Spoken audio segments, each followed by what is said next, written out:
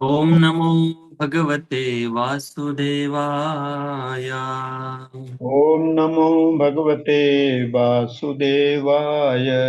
ओम नमो भगवते वासुदेवाय। ओम ओम नमो नमो भगवते भगवते वासुदेवाय। वासुदेवाय। ओम नमो भगवते वासुदेवाय। ओम नमो भगवते वासुदेवाय। ओम अज्ञानतिमिरन्धस्य ज्ञानाञ्जनशलाकया चक्षुरोन्मिलितं तस्मै श्रीगुरुवे नमः। नमो विष्णुपादाय कृष्णपृष्ठाय भूतले श्रीमते भक्तिवेदान्त स्वामिनिति नामिने। नमस्ते नमस्ते सारस्वती देवे सरस्वती गौरवाणी प्रचारिणे निर्विशेष शून्यवादी पाश्चात्य देश तारिणे वंशाकल्पतरुभ्यश्च कृपा सिन्धुभ्येव च पतितानां पावनेभ्यो वैष्णवेभ्यो नमो नमः। जय श्री कृष्ण चैतन्य प्रभु नित्यानंद श्री अद्वैत गदाधर श्रीवासादि गौर भक्त वृंद। हरे कृष्णा कृष्णा कृष्णा कृष्ण कृष्णा हरे हरे हरे हरे हरे राम हरे हरे राम राम राम राम राम राम हरे हरे हरे। हरे। हरे हरे कृष्णा। कृष्ण। हरे कृष्ण जी। सभी भक्तों का हार्दिक स्वागत है आज के ऑनलाइन श्रीमद् भागवतम क्लास में। तो पिछले हफ्ते क्लास नहीं हो पाया, तो आज से फिर से क्लास शुरू करने जा रहे हैं। तो श्रीमद् भागवतम के प्रथम स्कंद के 9वें अध्याय की चर्चा कर रहे हैं हम, जिसका शीर्षक है भीष्म पितामह का महानिर्वाण। मतलब भीष्म पितामह ने किस प्रकार से देह त्याग किया है, इसका वर्णन इस अध्याय में किया गया है। तो अभी तक हमने इस अध्याय के 8 श्लोकों की चर्चा की है। अभी आज से 9वें श्लोक से चर्चा प्रारंभ करेंगे। तो प्रसंग इस प्रकार से आता है कि जब पूरे महाभारत का युद्ध हो जाता है, उसके बाद युधिष्ठिर महाराज शोक में चले जाते हैं, दुखी अवस्था में चले जाते हैं और सोचते हैं कि जितना भी महाभारत में जितने भी लोग मारे गए हैं, उन सबका जो पाप है वो मेरे ऊपर आने वाला है। और इस पाप के कारण मैं नरक में भी अगर चला जाऊं और वहां पे हजारों लाखों साल तक मैं नरक में भी रहूं, तो भी इस पाप के जो प्रतिकार से मैं मुक्त नहीं हो सकता। और इस प्रकार से शोकग्रस्त अवस्था में चले जाते, कहते कि मैं केवल एक आसन पर बैठने के लिए इतने सारे लोगों को मरना पड़ा, तो क्या ही प्रॉब्लम था, मुझसे तो दुर्योधन अच्छा राज्य चला रहा था। इस भाव से युधिष्ठिर महाराज शोकग्रस्त अवस्था में चले गए थे। तो उनको बाहरी रूप से व्यासदेव आदि बड़े बड़े विद्वान मुनिगण गुरुजन समझाते थे युधिष्ठिर महाराज को, लेकिन समझ नहीं रहे थे। स्वयं श्री कृष्ण भी समझा रहे हैं, बाहर से नहीं समझ रहे, लेकिन अंदर से श्री कृष्ण युधिष्ठिर महाराज को समझने के लिए अ, प्रेरित नहीं कर रहे कि आप इनकी बात सुनो। मतलब कृष्ण ही अंदर से युधिष्ठिर महाराज को मोहित कर रहे हैं और बाहर से मुनिगण समझा रहे हैं, साधु संत समझा रहे हैं, फिर भी सुनने की उनकी मानसिकता नहीं है। तो ऐसी दुखी अवस्था में युधिष्ठिर महाराज थे। तो ये श्री कृष्ण का पूरा प्लान था कि भीष्म पितामह अंतिम समय पर इन सारे पांडवों को राजवेश में देखे और साथ साथ इनके जितने भी संशय है, जितने भी शोकग्रस्त अवस्था में अभी युधिष्ठिर महाराज चले गए हैं, उन सारे संशय प्रश्नों का सही सही उत्तर दे। तो ये भगवान की योजना थी। तो भगवान की योजना के अनुसार इस अध्याय में किस किस प्रकार से, ये हमने पहले श्लोक से देखा कि भीष्म पितामह बाणों की शैया पर लेटे हुए हैं और कुरुक्षेत्र की युद्ध भूमि पर लेटे हैं और अनेक संसार के जितने भी महान ऋषि मुनि हैं, पूरे ब्रह्मांड के अपने अपने पूरे आश्रम के शिष्यों के साथ अ, अपने आश्रम में नित्य सेवा चलती होंगी, यज्ञ आदि पूजा पाठ, दो चार शिष्य छोड़कर बाकी सारे शिष्यों को लेकर भीष्म पितामह का प्रवचन सुनने के लिए आ रहे हैं। ये भागवतम में हमने कल पिछले क्लास में देखा था, कितनी बड़ी लिस्ट है। श्रील प्रभुपाद जी तात्पर्य में हर एक ऋषि के बारे में विस्तारित रूप से बताते हैं ये ऋषि मतलब कौन है, ये मतलब कौन है। ये भी आए थे, इनके शिष्यों के साथ ये भी आए थे। तो व्यासदेव जी आए थे वहां पर, सुखदेव गोस्वामी आए थे, अंगिरा ऋषि, नारद मुनि आदि जितने भी ऋषि मुनि हैं, वो सारे देवल, ये सारे ऋषि मुनि वहां पर आए थे। और जैसे ही आए हैं, आने के पश्चात अभी भीष्म पितामह के सामने सब लोग उपस्थित है। श्री कृष्ण भी वहां पर आए हैं, पांडव भी राजवेश में वहां पर आए हैं। तो भीष्म पितामह क्या संबोधन करते हैं, इसका वर्णन 9वें श्लोक में वर्णन आता है। देखते हैं श्लोक नंबर 9। स्क्रीन शेयर करना है ना? स्क्रीन शेयर करना।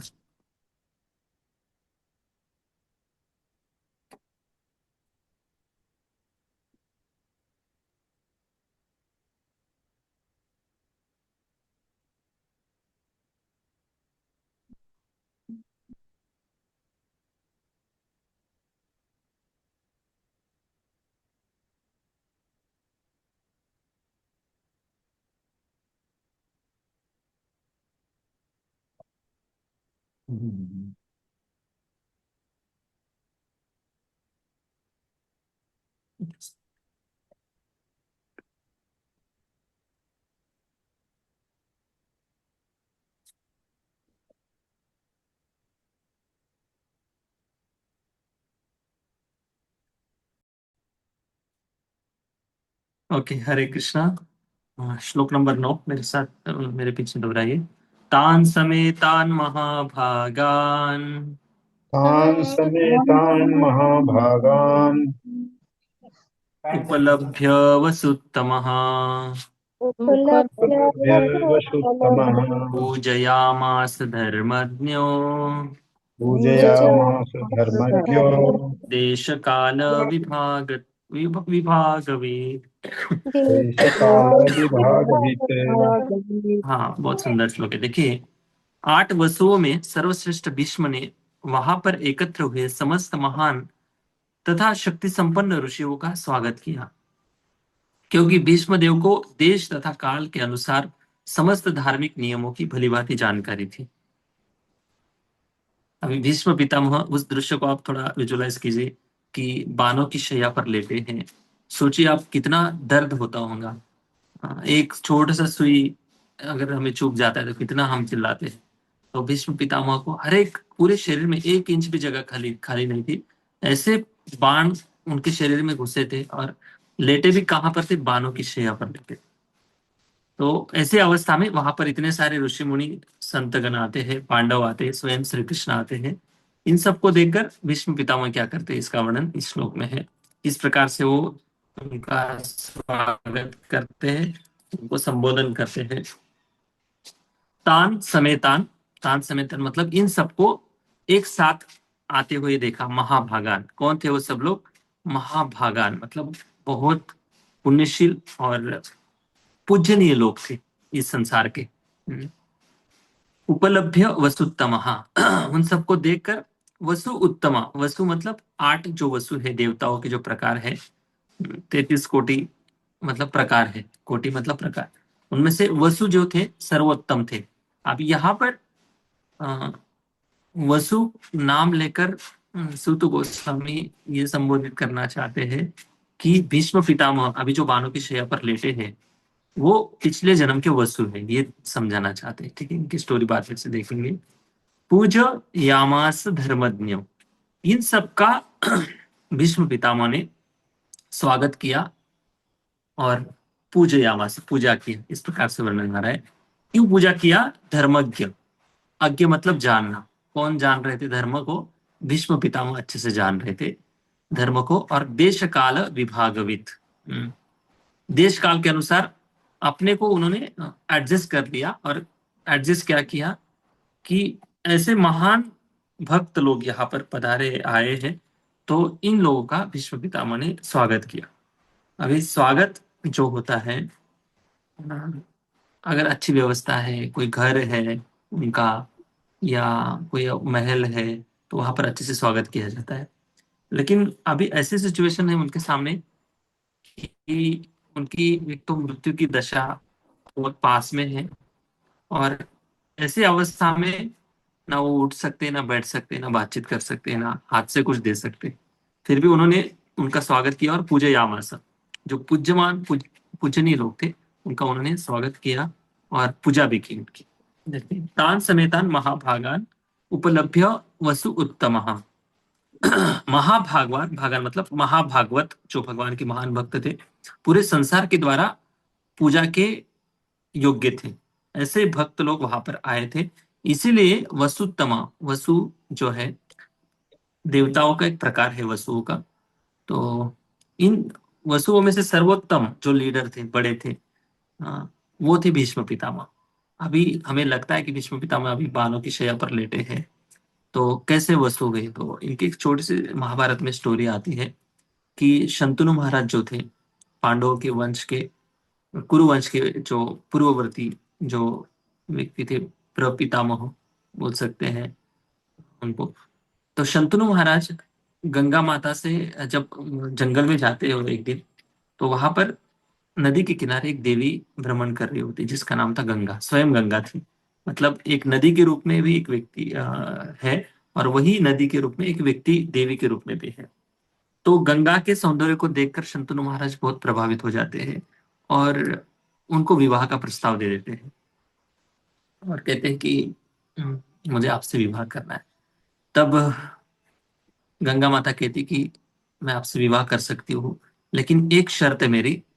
तो शर्त बताती है कि मैं विवाह के बाद जीवन में जो भी करूंगी, हम्म, विवाह के बाद जीवन में जो भी करूंगी, उसके लिए आप क्यों नहीं बोलना है, क्यों कर रही हो ऐसे। क्यों नहीं करना, क्यों कर रहे हो? अगर आप ऐसे बोलोगे मुझे क्यों कर रहे हो ऐसा, तो उसी दिन मैं आपको छोड़ के चले जाऊंगी। तो सोचिए कैसी उनकी विवाह की कंडीशन थी। तो शंतनु महाराज एक्चुअली इतने प्रभावित थे उसके प्रति, गंगा के प्रति, वो हाँ बोल देते हैं। इसलिए हम्म, व्यक्ति मोह में जब चला जाता है ना, सब चीजें हाँ बोल देता है। तो शंतनु महाराज हाँ बोल देते हैं। हाँ, भले ये सारी चीजें दैव घटना से हो रही है, फिर भी शंतनु महाराज उनको हाँ बोल देते हैं। और जब विवाह के पश्चात पहला पुत्र होता है, तब वो गंगा देवी उसको गोद में उठाकर पानी में बहा देती है। दूसरा पुत्र होता है, उसको भी बहा देती है। तो शंतनु महाराज को डर था कि अगर इसको मैं क्यों कर रही हो ऐसे अगर पूछूंगा, तो शायद ये मुझे छोड़कर चले जाएंगे। तो उनका, उनके जीवन में अ, सहनशीलता की बहुत अंतिम परीक्षा चल रही थी। कौन से ऐसे व्यक्ति है जिसको पुत्र प्यारा नहीं है? जिनको भी बेटा में होता है, वो तो बहुत खुश हो जाते हैं संसार में लोग। और ऐसे ही बेटा जन्म के बाद स्वयं पत्नी उसको नदी में बहा दे रही है। तो तीसरा चौथा ऐसे 7 पुत्र बहा देती है। जब 8वां पुत्र होता है उनको, जब गंगा उनको ले जाती है, गंगा देवी, तब शंतनु महाराज रोक देते हैं उसको और कहते कि ऐसा क्यों कर रहे हो आप? तब गंगा देवी कहती कि हमारी पॉलिसी अभी खत्म हो गई, ब्रेक हो गया। जो हमने शर्त लगाई थी, अभी मैं जा रही हूँ। और ये जो 8वां पुत्र है, इसको मैं बहाऊंगी नहीं, इसको मैं आपको छोड़कर सुपुर्द करके जा रही हूँ। तो उनका नाम देवव्रत रखा जाता है। और जब वो बड़े होते हैं देवव्रत,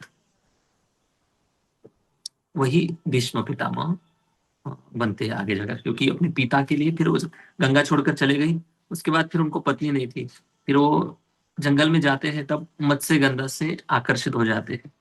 जो मत्स्य गंधा के पिता फिर से एक शर्त रखते हैं कि अगर मेरी बेटी के गोद से जो बेटा जन्म लेगा, वही कुरुवंश का राजा बनेगा। अगर ये शर्त आपको राजी मंजूर है, तो फिर मेरी बेटी से आप विवाह कर लो। तब शंतनु महाराज तो पहले बोलते कि पहले पत्नी से ऐसे शर्त लगाकर फंस गया था, अभी नहीं करना है। पर उसका उस मत्स्यगंधा के प्रति बहुत चित्त भी आकर्षित था, लेकिन क्या ही करे। तब भीष्म पितामह देखते कि पिताजी बहुत चिंतित अवस्था में है। तो उनके सारथी को पूछते हैं क्या कारण है। तब सारथी सब कुछ कहानी बता देते हैं। तब भीष्म पितामह उस मत्स्यगंधा के पिताजी के पास जाते हैं और कहते हैं कि आपकी बेटी का जो विवाह है मेरे पिताजी से करवा दो। मैं जीवन भर ब्रह्मचर्य व्रत का पालन करूंगा और हस्तिनापुर की गद्दी की जीवन भर रक्षा करूंगा। ये प्रतिज्ञा ले लेते हैं। और ये प्रतिज्ञा जैसे ही लेते, तो सारे देवी देवता भीष्म भीष्म नाम से उनको पुकारते। भीष्म मतलब कठोर व्रत देने वाला व्यक्ति। तो देवव्रत पहले उनका नाम था, फिर भीष्म नाम से जाने लगे। फिर आगे जाकर पांडव कौरव जो थे ये पितामह बोलने लगे, इसलिए उनका नाम भीष्म पितामह हो गया। तब शंतनु महाराज बहुत प्रसन्न हो जाते हैं उनके ऊपर और उनको वरदान देते हैं कि मैं आपके दृढ़ निश्चय के प्रति बहुत प्रसन्न हूँ और पितृ संतुष्टि के लिए आपका कितना बड़ा त्याग है, इसलिए मैं आपके ऊपर बहुत प्रसन्न हूँ। तब शंतनु महाराज उनको एक वरदान देते हैं और कहते हैं कि आपको जब तक इच्छा नहीं होगी तब तक आपको मृत्यु स्पर्श भी नहीं कर सकता। मतलब आपको इच्छा मृत्यु का उनको वरदान मिला था। तो भीष्म पितामह ऐसे कहते हैं कि 400 या 500 साल तक जिए थे, सबसे वरिष्ठ थे उस समय के द्वापर युग के इस योद्धाओं के बीच में। तो अभी उनके ऐसे अवस्था में है। तो ये जो 8 वसु है कैसे गंगा माता को प्राप्त हो गए, इसकी एक कहानी पिछले इसमें आती है कि 8 वसु, 8 भाई हैं। देवताओं में एक प्रकार है वसु, उसमें से 8 लोग जो है इनका एक ग्रुप है। इनको कोटि मतलब प्रकार, 33 कोटि, कोटियों में से ये 8 वसु है। तो इन 8 वसु वो जो थे, एक कौन सा पर्वत है, जो पर्वत है मतलब ब्रह्मांड के, उसकी जो ऊंचाई है लगभग स्वर्ग के आसपास उसकी ऊंचाई का वर्णन आता है। और स्वर्गीय देवता भी कभी उस पर घूमने जाते हैं। तो वहां पर एक ऋषि रहते थे, उनका नाम था वशिष्ठ ऋषि थे, और उनके पास कामधेनु नाम की गाय थी। तो उसको देखकर, कामधेनु मतलब जो भी इच्छा करेंगे आप पूरी करने वाली जो गाय थी वो है कामधेनु। तब अष्ट वसुओं में से जो बड़े वसु थे द्यू, उनकी पत्नी जो थी इस गाय के प्रति बहुत आकर्षित हो जाती, कहती कि ये गाय मुझे चाहिए, कुछ भी करो आप मुझे गाय ला कर दे दो। तब समझाते हैं कि गाय कैसे ब्राह्मणों से छीनना अच्छा नहीं, लेना अच्छा नहीं, वैसे तो वो देंगे नहीं। फिर भी हट करती है, जिद करती है, तो फिर मान लेते हैं। फिर भीष्म पितामह जो 8वें द्यू वसु थे, उनके साथ साथ सातों भाई भी उस गाय को लेने के लिए जाते हैं। जब वो गाय को लेकर आते हैं तब उन ऋषियों को समझ में आता है, तो बड़े क्रोधित हो जाते हैं और उनको शाप देते हैं कि आपकी जो चेतना है, आप पृथ्वी लोक पर रहने के लिए ही योग्य हो, देवलोकों में आप शोभा नहीं देते। तब उनको तुरंत मनुष्य का शरीर प्राप्त हो जाए ऐसे शाप दे देते हैं। तब सारे वसु क्षमा मांगने लगते हैं और क्षमा मांगने के बाद कहते हैं कि आप में से 7 वसु जो है जन्म लेते ही वापस आ जाएंगे, लेकिन जो 8वां है जिसने अपनी पत्नी के हट को पूरे करने के लिए ये सब गाय का छल कपट किया, गाय की चोरी करने का प्रयास किया, तो वो बहुत सालों तक पृथ्वी लोक पर रहेगा और काफी कष्ट का उनको सामना करना पड़ेगा। और जिस पत्नी के बहकावे में आकर उन्होंने ये सब निर्णय लिया है, अगले जीवन में उनको पत्नी नहीं मिलेंगे। तो ऐसे कुछ शाप दे देते हैं। फिर ये जो 7 वसु है जन्म लेते ही गंगा देवी उनको गंगा में बहाकर उनको स्वर्गीय देह प्राप्त हो जाता है। लेकिन 8वें जो थे वसुदेव, जो भीष्म पितामह आगे जाकर बने, तो यही भीष्म पितामह की ये कथा अभी शुरू हो रही है। इसलिए यहाँ पे उनका नाम वसु उत्तमा, उत्तम मतलब श्रेष्ठ। 8 वसुओं में सबसे श्रेष्ठ जो थे भीष्म पितामह, पूजयामास धर्मज्ञों, सारे आए हुए जो सम्माननीय व्यक्ति थे, पूजनीय लोग थे, उनका उन्होंने स्वागत किया। धर्मज्ञ, उनको पता था अच्छे से कि धर्म क्या है, क्योंकि धर्म जानने वाला व्यक्ति जानता है कि किस समय किनका आदर सम्मान करना चाहिए। भले बाणों की शैया पर लेटे भी क्यों न हो, लेकिन भीष्म पितामह एक क्षत्रिय की भूमिका में है और आने वाले जितने भी लोग हैं वो गुरुजन के समान है।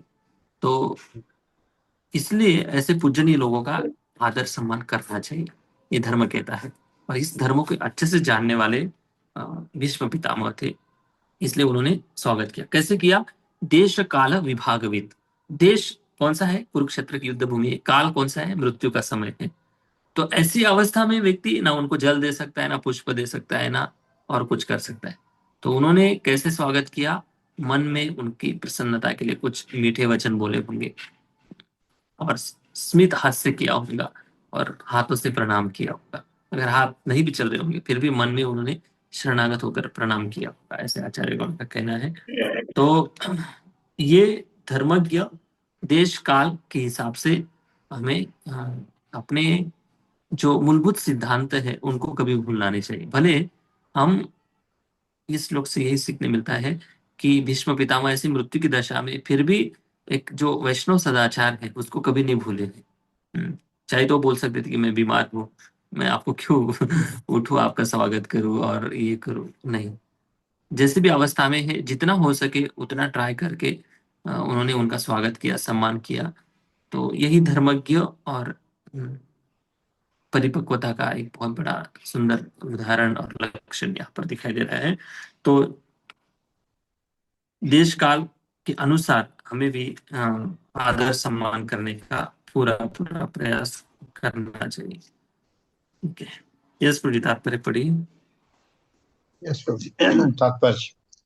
पटु पटु धर्मज्ञ भली भांति जानते हैं कि किस प्रकार देश काल के अनुसार धार्मिक सिद्धांतों को समंजित करना चाहिए। सारे महान आचार्यों अथवा धर्मोपदेशकों अथवा विश्व के सुधारकों ने देश काल के अनुसार धार्मिक नियमों को समंजित करके ही अपने उद्देश्य को पूरा किया। विश्व के विभिन्न हाँ, एक भागों में। सेकंड। तो एक मिनट। धर्म के जो सिद्धांत है, प्रमुख जो धर्म के सिद्धांत होते हैं, महान आचार्यों ने या धर्म उपदेशकों ने विश्व के सुधार के लिए उद्देश्य क्लियर होना चाहिए। धार्मिक सिद्धांत को अगर थोड़ा बहुत चेंज करने का टाइम आ रहा है तो उसके लिए सबसे इम्पोर्टेंट चाहिए कि कोई एक बहुत बड़ा आचार्य चाहिए जिसको शास्त्र का ज्ञान है और बद्ध जीवों का कल्याण का भी ज्ञान है। तो दोनों बैलेंस करना चाहिए। कई ऐसे होता है कि अ, बस शास्त्र के नियमों का कठोरता से पालन करना है, शास्त्र पालन करना है, लेकिन उसका पर्पस भूल जाते लोग कि इसका पालन करने से उद्देश्य क्या, उद्देश्य है।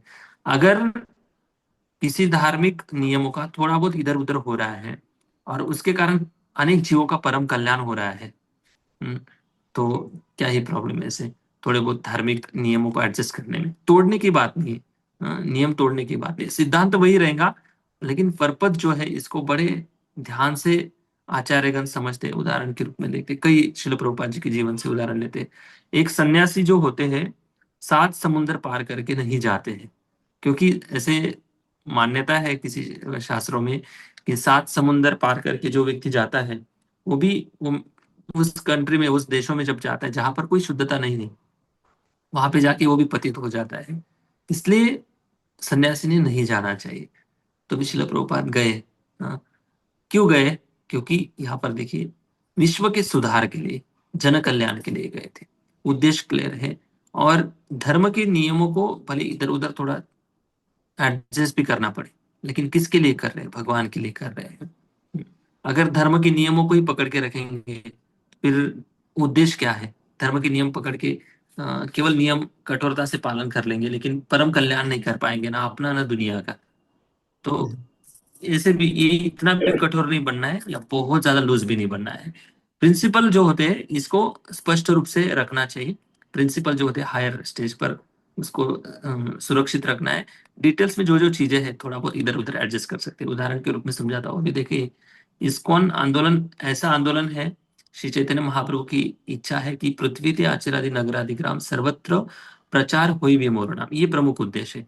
तो इस प्रचार के लिए कुछ चीजें एडजस्ट करना बहुत जरूरी है। अभी अगर पहले अगर समझो, सिंपल उदाहरण लेते हैं, समझो अगर बहुत बड़ा जलाशय है, सारे गांव के लोग जलाशय में आकर पानी पीते हैं और पानी लेकर जाते हैं घर के लिए, तो इसके लिए कोई व्यवस्था की जरूरत नहीं।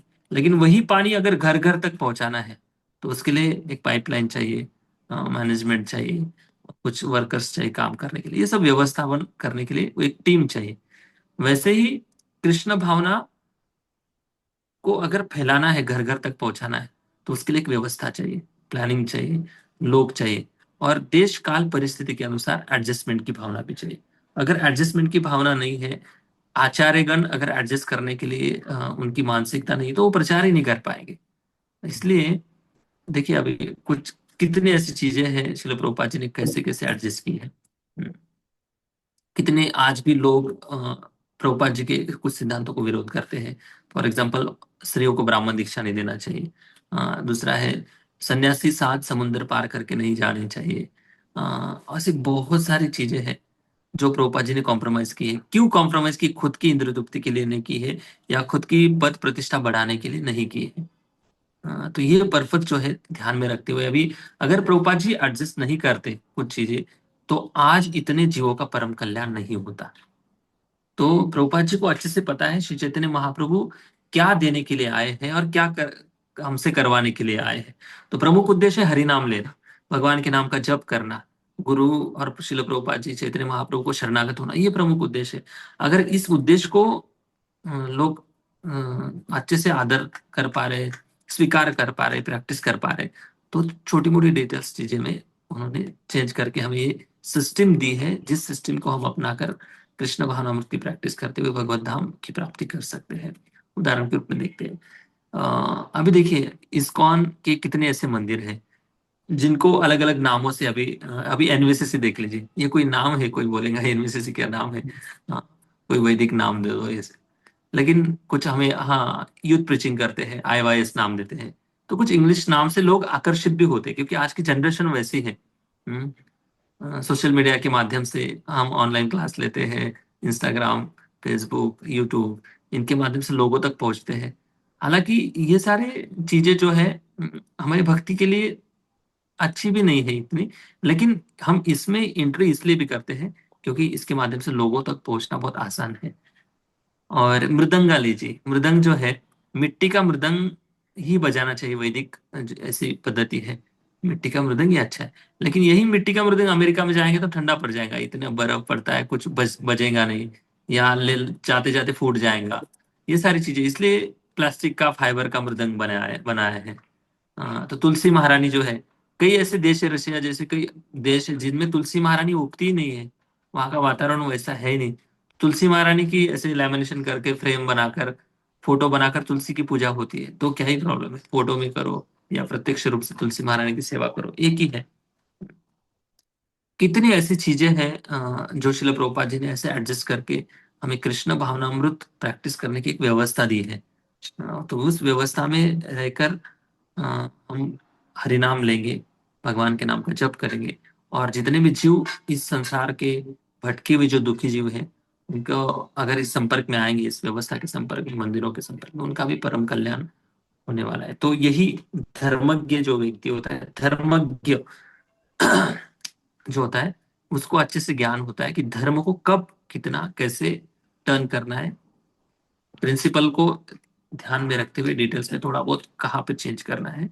ये प्रमुख उद्देश्य। इसका मतलब ऐसा भी नहीं कि पूरे शास्त्र को चेंज करना है, नहीं। शास्त्र को चेंज करेंगे तो फिर बहुत ज्यादा ये हो जाएगा, अ, अपव्यय हो जाएगा धर्म का। इसलिए आचार्य चाहिए इसके लिए। आचार्य का जो भाव होता है, और कैसे भाव होता है, शिल प्रभुपाद जी को कई बार पूछा कि आप ऐसे कैसे कर सकते हैं कुछ चीजें, आप ऐसे बड़े बड़े डिसीजन ले लेते हैं। तो प्रभुपाद जी ने एक बात कही कि ददामी बुद्धि योगम तम ये थे। भगवान अंदर से प्रेरणा देते आचार्य करने। ओके, यस जी, पढ़िए। विश्व के विभिन्न भागों में तरह तरह की जलवायु या परिस्थितियां हैं, और यदि किसी को भगवान के संदेश का उपदेश करना है तो उसे देश काल के अनुसार बातें समंजित करने में पटु होना चाहिए। भीष्मदेव इस भक्ति संप्रदाय का उपदेश करने वाले 12 महाजनों में से एक थे।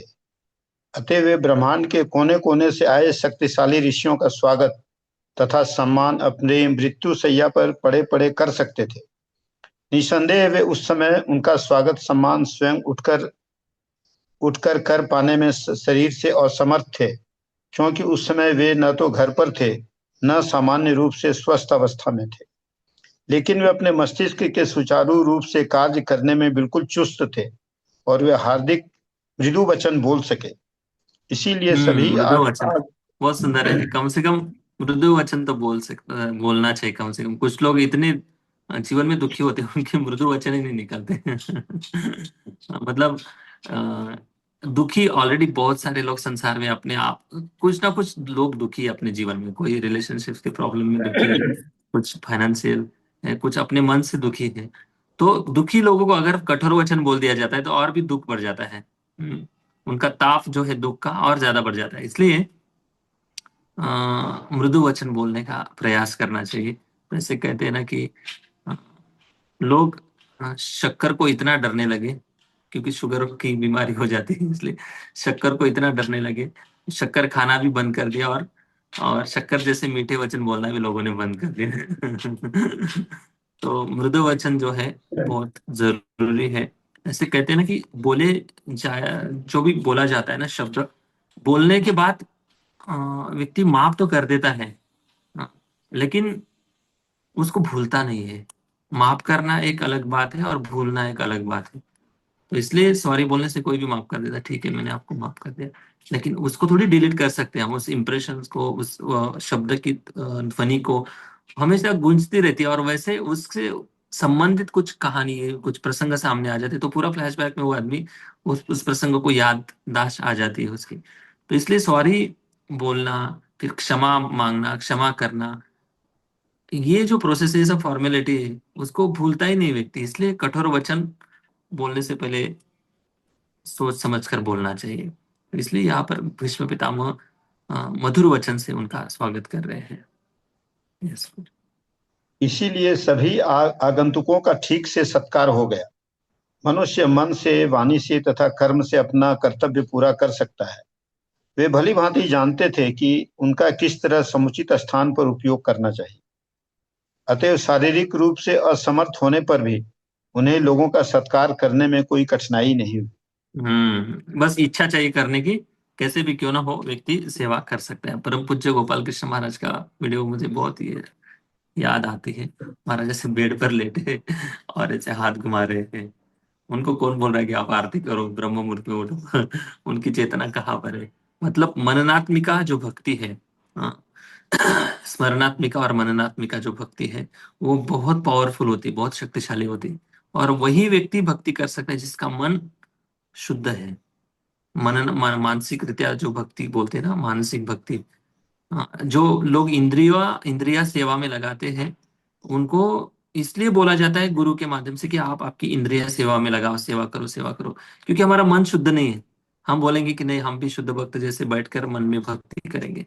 नहीं नहीं, मन में आपका मन भटक जाएगा। इसलिए आपका मन अभी दुश्मन है, उसको मित्र बनने के लिए इंद्रिया पहले सेवा में लगानी पड़ेगी। इंद्रिया लगाएंगे तो मन अपने आप वहां पे रहेगा। अगर सोचेंगे मुझे अगर राजभोग कुकिंग की सेवा है, हाँ, अगर आप घर में बोलेंगे कि मैं राजभोग कुकिंग घर में कर लेता हूँ, घर में ही खा लूंगा, तो मन तो हमारा मित्र है नहीं। मन बोलेगा अभी देखो 10 बज गए, 9:30 10 बज के, राजभोग स्टार्ट करना पड़ता है। तो 9:30 बजे, फिर 10:30 बजे किसी मित्र का कॉल आ गया, इधर जाना है, उधर जाना है, ये काम करना, चल चल उधर चले जाएंगे। कहाँ मानसिक सेवा हो गई? इसलिए साधकों को इंद्रिया टाइम दिया जाता है, इस टाइम पे ये ऐसे ऐसे सेवा करो, इससे आपका परम कल्याण होगा। अगर फिजिकली आकर हम सेवा करते हैं, तो थोड़ी ना मन बाहर जाएगा, सेवा में एंगेज रहेगा, सेवा के बारे में सोचेगा, सेवा के बारे में लोड लेगा, प्लानिंग करेगा। तो इसलिए फिजिकली जो सेवा होती है साधक स्तर पर बहुत जरूरी होती है। और मानसिक रूप से व्यक्ति शुद्ध, जब उसका मन शुद्ध बन जाता है, चित्त शुद्ध बन जाता है, तब जाकर वो मानसिक रूप से भी अच्छे से सेवा कर सकता है। रूप गोस्वामी बहुत अच्छी कथा बताते हैं। एक ब्राह्मण थे जो भगवान को खीर का भोग लगाते हैं, और उस खीर को भोग लगाते समय उनको लगता है कि खीर अभी बन गई है, इतना अच्छा पात्र बना है, दूध लाया है। खीर बनने के बाद वो सोचते कि गरम गरम खीर भगवान को ऑफरिंग नहीं करनी चाहिए, देखते ठंडी हुई कि नहीं हुई। तो उंगली डुबाते हैं उस खीर में, तो उनको खीर का गरम चटका लग जाता है। उनकी उंगली चल जाती है। तो वो ये देखकर भगवान विष्णु हंसने लगते हैं वैकुंठ लोक में। तब लक्ष्मी माता पूछती है कि क्यों क्यों हंस रहे हो? तो ऐसी भक्तों की लीला है। तो मननात्मिका भक्ति जिसका मन और चित्त शुद्ध है, वो व्यक्ति कर सकता है। यस प्रभु जी, पढ़ लिया पूरा तात्पर्य? जी जी प्रभु। ठीक है। अभी भगवान श्री कृष्ण का स्वागत करते हैं भीष्म पितामह। देखते हैं, बहुत सुंदर प्रसंग है ये। एक्चुअली जिसके लिए साधक जीवन भर प्रयास करता है कि कृष्ण मेरे अंतिम समय में स्मरण में आ जाए, कृष्ण का दर्शन हो जाए, इसीलिए तो हम भक्ति करते। तुकाराम महाराज जी कहते हैं शेवटचा दिवस गोड व्हावा, हाँ, ऐसे ऐसे अभंग है। मतलब जीवन भर जो अट्टहास, जो प्रयास किया है, उसका उद्देश्य वही है कि अंत्य नारायण स्मृति, अंतिम समय पर नारायण की स्मृति होनी चाहिए। क्योंकि ये सारी दुनियादारी की पोस्ट पोजीशन, पैसा, मान सम्मान, प्रतिष्ठा, स्किल, टैलेंट, वो सब सब कचरा के डब्बा में जाने वाला है। इसका इसकी कोई वैल्यू नहीं। आपने कितना अच्छे से भजन किया है। भजन करे, साधन करे, मृत्यु समय जाने भी। कब इसकी परीक्षा होगी? मृत्यु के समय। आप किस भाव से आपने भजन किया है। कई जो अच्छे से साधना स्ट्रांग करने वाले लोग हैं, वो ईगो में पड़कर वो हार जाते हैं। लेकिन जो अपने आप को पतित पापी मानते हैं ना, उनका परम कल्याण हो जाता है। तो भजन का भी एक गर्व आ जाता है। भजन का भी एक अहंकार आ जाता है। तो इस अहंकार से बचने के लिए हमें नम्र बनाने की, जो अलग अलग प्रसंग आते हैं, वो अलग अलग प्रसंग नम्र बनाते जाते हैं हमारे जीवन में। तो भीष्म पितामह का इतना परम सौभाग्य है कि साक्षात श्री कृष्ण भीष्म पितामह के सामने खड़े हैं, और उनको देखते हुए, उनका गुणगान करते हुए भीष्म पितामह प्राण छोड़ेंगे। कितना बड़ा परम सौभाग्य, सोचिए आप। देखते श्लोक कैसे भगवान का उन्होंने पूजन किया। कृष्णं च तत्प्रभावज्ञ कृष्णं च तत्प्रभावज्ञ आसीनं जगदीश्वरम् आसीनं जगदीश्वरम् हृदि स्तं पूजयामास हृदयस्थं हृदिस्थं पूजयामास माययोत्पात्तविग्रहम्। माययोपात्तविग्रहम्। हाँ, कृष्णम च मतलब कृष्ण भी वहां पर आए। जितने ऋषि मुनि आए थे, संतगण आए थे, उनके साथ साथ श्री कृष्ण भी थे वहां पर। कृष्णम च तद प्रभाव, तत्प्रभावज्ञ। कृष्ण वहां पर आए हैं, तत्प्रभाव मतलब उनका जो प्रभाव, उनका श्री कृष्ण का जो प्रभाव। अज्ञ, अज्ञ मतलब जानना। कौन जान रहे थे? भीष्म पितामह प्रभाव को जान रहे थे। मतलब कृष्ण कोई साधारण व्यक्ति नहीं है। कृष्ण मतलब साक्षात पूर्ण पुरुषोत्तम भगवान है। ये अज्ञ मतलब जानने वाले भीष्म पितामह, उनको सब कुछ पता था। इसलिए आसीनम जगदीश्वर, भीष्म पितामह श्री कृष्ण को साक्षात जगत के ईश्वर के रूप में देख रहे थे। आसीनम, वहां पर बैठे भगवान के सामने। हृदयस्थम पूजयामास, जो सबके हृदय में भगवान आसीन है, वही भगवान भीष्म पितामह के सामने साक्षात श्री कृष्ण के रूप में उपस्थित है। पूजयामास, उनका उन्होंने पूजन किया। भीष्म पितामह ने, जैसे मुझे तो वही याद आ रहा है, गोपाल कृष्ण महाराज पेड़ पर सोए हैं, उनको उठना कोई सुध बुध नहीं दिखाई दे रही, भारी रूप से ऐसे लगता है जैसे महाराज जैसे पूजा कर रहे हैं, वैसे भीष्म पितामह ने की होंगी, क्यों नहीं की होंगी। सोचिए आप, ऐसे पानों की शैया पर लेटे हैं, सामने श्री कृष्ण है, और ना वो उठ सक रहे, ना बैठ सक रहे हैं, ना कुछ बोल भी पाते होंगे या नहीं। बोलते बोलते तो थे, लेकिन हाथों से ऐसे करते होंगे, या मन से भी उन्होंने भगवान का पूजन किया होगा। पूजयामास, भगवान का उन्होंने पूजा किया। माययो पात विग्रहम, ये जो विग्रह है, माया अंतरंगा शक्ति के द्वारा अपने आप को ढक लेते हैं भगवान। ऐसे भगवान केवल अपने भक्तों के द्वारा ही उनका दर्शन संभव है। भक्ति के माध्यम से ही उनका दर्शन संभव है। ऐसे जो माया के द्वारा ढके हुए, अंतरंगा शक्ति के द्वारा ढके हुए जो श्री कृष्ण के विग्रह है, वो साक्षात श्री कृष्ण के विग्रह भीष्म पितामह के सामने खड़े हैं। जब प्राण तन से निकले, मेरा सावला निकट हो, यमुना जी का तट हो, वंशी बट हो। एक सुंदर भजन है ना, परम पूज्य लोकनाथ स्वामी महाराज गाते हैं। बहुत सुंदर भजन है। तो मेरा अंतिम समय जब आए, ये प्रार्थना है। जब प्राण तन से निकले, तब भगवान सामने हो, वृंदावन का स्मरण हो, यमुना मैया हो। तो ये यही अंतिम उद्देश्य है। ये प्रार्थना गानी चाहिए भगवान के लिए, भगवान के सामने। ये सारी चीजें होती रहेंगी, जाते रहेंगी, आते रहेंगी, लेकिन अंतिम समय के लिए भी हमें याद रखना है कि कैसे भगवान का स्मरण करना है। ये भीष्म पितामह ने हमें सिखाया है। भीष्म पितामह के जीवन में दुख नहीं आए ऐसा नहीं, कष्ट नहीं आए ऐसा नहीं, कोई उनको लेना देना कुछ भी नहीं था। देखिए आप सोचिए, कितना बड़ा त्याग है। कोई सांसारिक सुख नाम की चीज नहीं है। हाँ, उन्होंने जीवन में भोगी ना कोई परिवार है, ना पत्नी है, ना धन ऐश्वर्य प्रतिष्ठा, ना राजगद्दी है। फिर भी पूरी सबके लिए चिंता करना, सबकी व्यवस्था करना और अपमान सहते रहना। हाँ, इतना सब करते हुए उन्होंने अपनी मति को भगवान के ऊपर लगाए रखा है। इतने सुंदर भाव से उन्होंने प्रार्थना की है। बाहरी रूप से क्षत्रिय है, लेकिन अष्टसखी राधा रानी, राधा माधव जी का स्मरण करते थे। तो ऐसे भगवान का भी उन्होंने पूजा किया। भी कृष्ण को विश्वनाथ चक्रवर्ती ठाकुर लिखते हैं यहाँ पर कैसे मायोपात विग्रह हम कृष्ण है। यहाँ पर मायोपात मतलब जैसे माया किसी को भ्रमित करती है, किसी भी जीव को भ्रमित करने की सामर्थ्य रखती माया, उसी प्रकार से श्री कृष्ण ने युधिष्ठिर महाराज को मोहित किया। कैसे मोहित किया? इतने बड़े ज्ञान और धर्म के ज्ञाता युधिष्ठिर महाराज, धर्मराज है, जो भी है वो शास्त्र है उनके। तो ऐसे धर्मराज युधिष्ठिर कर दिया, माया जैसे मोहित कर दिया। वैसे क्यों मोहित किया? क्योंकि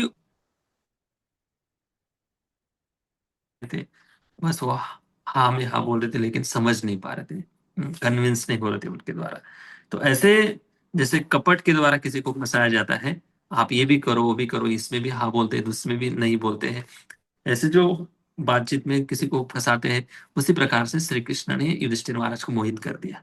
और ये मोहित होना भीष्म पितामह का गौरव बढ़ाने के लिए था। अगले श्लोक में अभी दूसरी बात यहाँ पर जगदीश्वर जो शब्द है, आसीनम तत्प्रभावस्य, तत्प्रभाव की आसीनम जगदीश्वर, मतलब ये है कि भीष्म पितामह के सामने अगर देखा जाए तो भीष्म पितामह ने बाकी ब्राह्मणों का पूजन किया, वो एक्सेप्ट कर सकते हैं, हम स्वीकार कर सकते हैं। ऋषि मुनियों का, गुरुजनों का, संतों का प्रणाम किया, आसन दिया, उनका आदर सम्मान किया, पूजन किया। लेकिन श्री कृष्ण भी एक क्षत्रिय की भूमिका में है, वो भी तो युद्ध करते हैं द्वारका में, द्वारका को संभालते, द्वारका के राजा है, क्षत्रिय की भूमिका में है। तो एक क्षत्रिय दूसरे क्षत्रिय का कभी पूजन नहीं कर सकता है, क्योंकि आश्रम के अनुसार आदर सम्मान होता है ना। तो भीष्म पितामह भी क्षत्रिय है, श्री कृष्ण भी क्षत्रिय है। एक क्षत्रिय दूसरे क्षत्रिय का पूजन नहीं करते। दूसरा, ठीक है अभी कर भी लेते हैं, तो एज का डिफरेंस देखिए दोनों का। भीष्म पितामह 400, 450, 500 साल के हैं, श्री कृष्ण 110 या 100 साल के हैं। तो छोटे व्यक्ति का कैसे कोई व्यक्ति पूजन कर सकता है? फिर भी ये सब नियम ध्यान में रखते हुए भीष्म पितामह अगर श्री कृष्ण का पूजन कर रहे हैं, तो इसका मतलब ये है कि कृष्णम च तत्प्रभावज्ञ, अज्ञ मतलब जान रहे हैं इनका प्रभाव क्या है, कृष्ण का क्या प्रभाव है, जगत ईश्वर है, साक्षात के ईश्वर है। ये भीष्म पितामह ने सभी, जितने भी सभा में आए हुए लोग हैं, उनको दर्शा दिया कि श्री कृष्ण कोई साधारण नहीं है, इसलिए मैं उनका पूजन कर रहा हूँ। तो भीष्म पितामह ने दिखा दिया कि श्री कृष्ण साक्षात ईश्वर है, साक्षात भगवान है। ओके। भगवान श्री कृष्ण है, तो भी वे अपनी अंतरंगा शक्ति से अपना दिव्य रूप प्रकट करते हैं। ऐसे साक्षात, ऐसे भगवान साक्षात भीष्मदेव के समक्ष बैठे हुए थे। और चूंकि भीष्मदेव उनकी महिमा से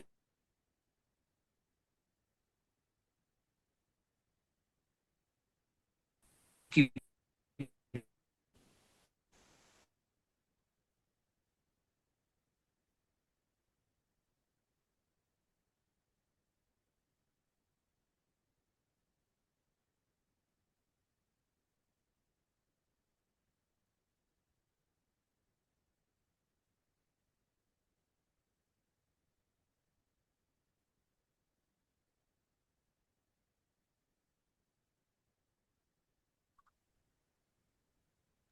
हरे कृष्णा। हरि सबको बोल। आवाज आ रही है क्या? मेरे को नहीं आ रही। नहीं प्रभु जी, हाँ। नहीं माता जी, Yes, ठीक वीडियो स्टक नेटवर्क हो गया। इश्यूज है। है।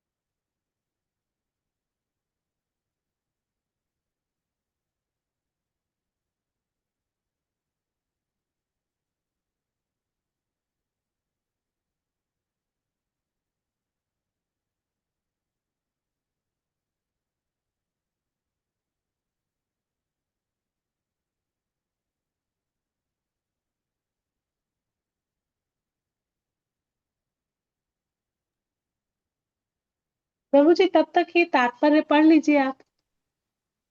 तात्पर्य पढ़ लूं क्या?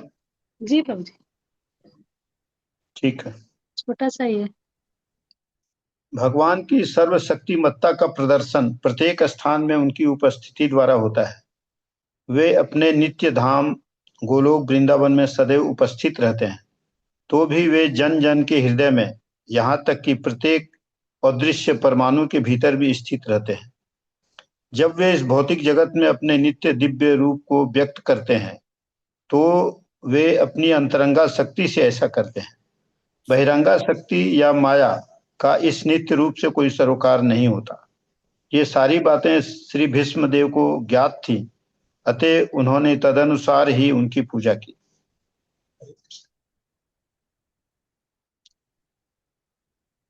ओके, आप लोग सब ज्वाइन थे ना? मैं ही डिस्कनेक्ट हो गया शायद। मेरा कुछ इंटरनेट प्रॉब्लम हुआ। ठीक है, ओके। तो तात्पर्य पढ़ लिया प्रभु जी? तात्पर्य तो पढ़ा प्रभु जी। ओके ओके, ठीक है। 10 नंबर श्लोक हो गया ना? ठीक है, जी। यहाँ पे रुकते हैं। कल फिर से आगे चर्चा करेंगे। कोई प्रश्न है आज की क्लास को समझेंगे?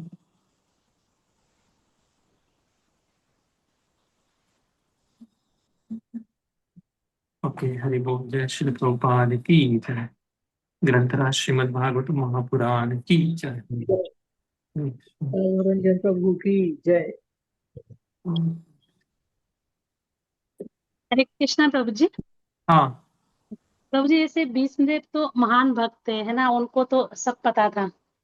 तो उन्होंने वो प्रतिकूल परिस्थिति में रहकर भी उन्होंने भगवान की इतने अच्छे से भक्ति की, और अंत समय में भगवान को मतलब सामने उनके दर्शन करते हुए उन्होंने अपना शरीर छोड़ा। प्रभु जी हम जैसे बद्ध जीव जो मतलब हम लोगों को सब कुछ इतना परसा परसाया मिला है, प्रभुपाद ने, वैष्णवों ने दिया है भक्ति का मार्ग, इसके बावजूद भी प्रभु जी हमको सब कुछ बताया जाता है, फिर भी हम मतलब अपनी इंद्रिय तृप्ति में लगे रहते हैं, भौतिक भोगों में लगे रहते हैं। हमारे मतलब हम जब भी कर रहे होते हैं साथ में हम देवी देवताओं की पूजा भी कर रहे होते हैं।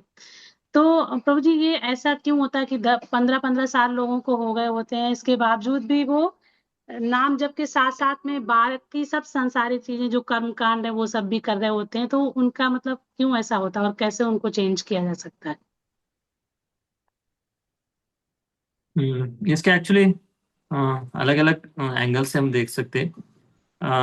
कुछ रीति रिवाज व्यक्ति, अभी उसका उद्देश्य क्या है सबसे इम्पोर्टेंट बात है। अभी जो सन्यासी केवला भक्ति करते हैं उसके जैसे गृहस्थ नहीं करते। गृहस्थ को एक भक्ति का नाम दिया गया है,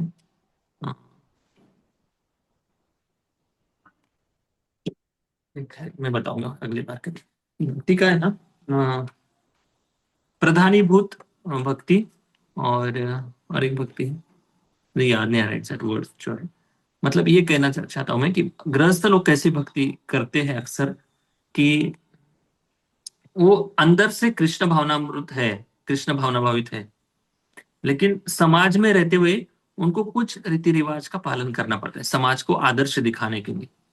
ये एक लेवल हो गया, मतलब ये मीडियम लेवल है।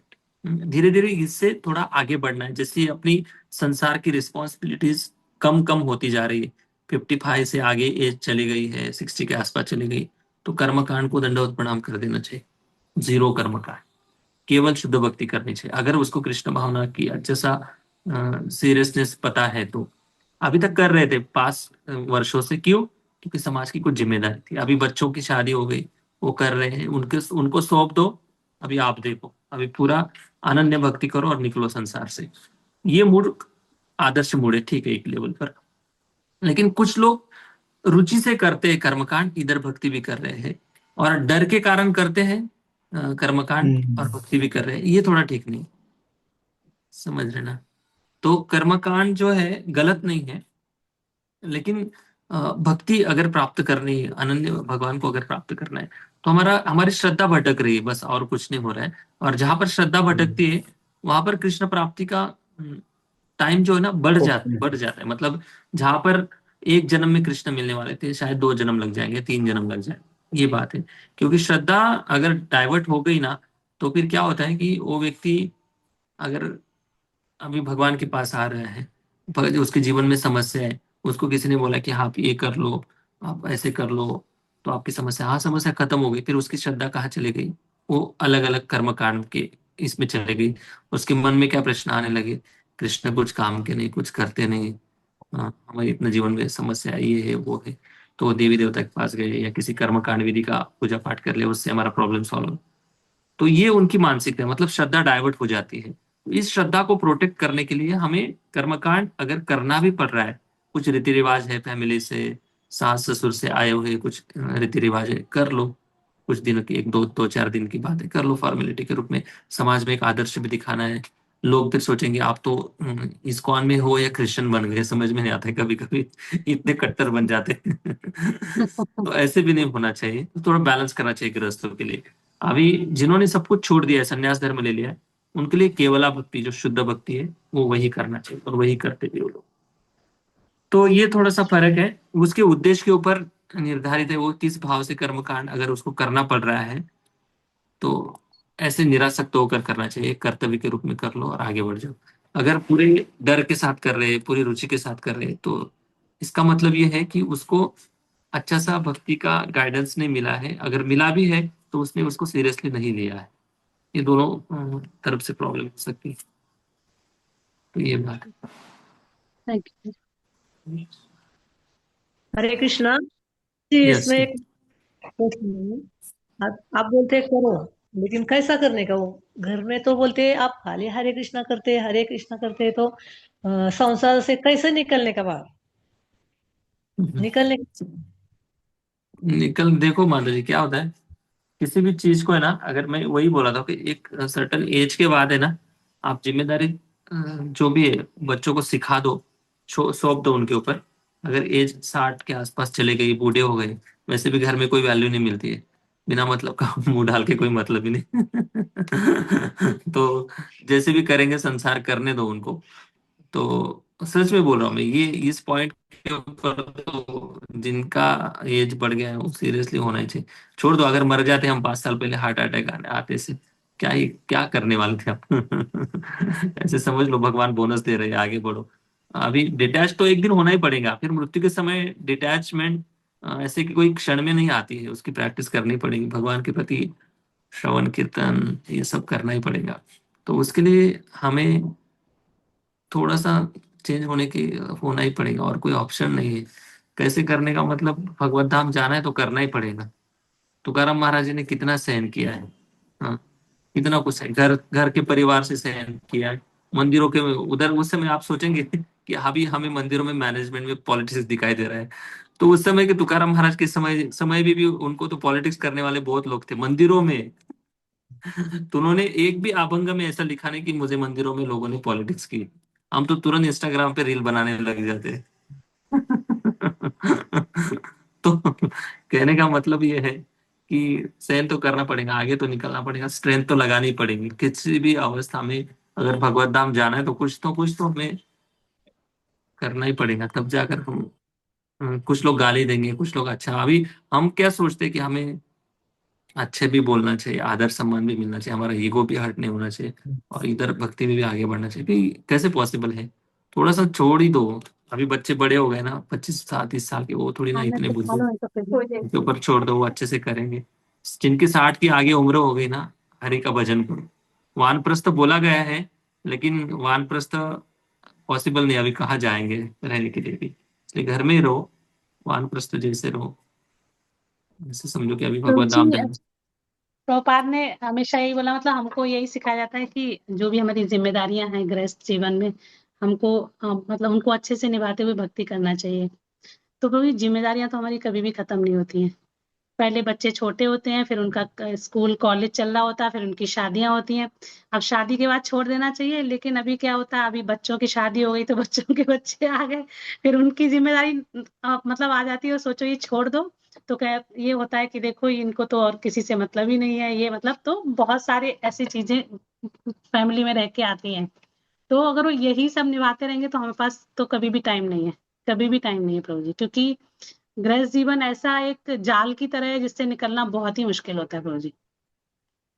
तो ऐसे में मतलब कभी-कभी ऐसा लगता है कि भक्ति के लिए एक बहुत स्ट्रगल होता है कि हमको जप भी करना है, हमको सेवा भी करनी है, हमें रीडिंग भी करनी चाहिए और साथ के साथ हमको क्या है कि गृहस्थ में भी मतलब परिवार में भी किसी को ऐसे ये नहीं होना चाहिए कि इग्नोर हो रहा है उसकी घर की